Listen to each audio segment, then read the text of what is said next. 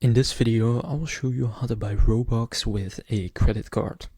So in order to do this, just go to the Roblox website and sign into your account. And from there, you then want to go and click Robux at the top right there. And now here you have a few packages, so you can just select whichever one you want. They also have Roblox Premium, which is on a subscription basis.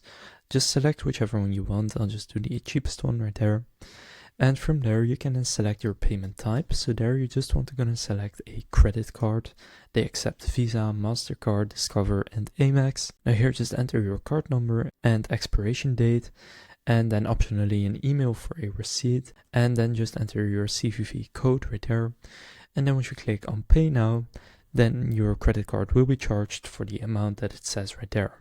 Now, if you're wondering if Roblox is safe, in my opinion it is. It is a publicly traded company with a market cap of $55 billion, so it's actually a huge company, and the company itself are not scammers. So that's how to buy Robux with a credit card.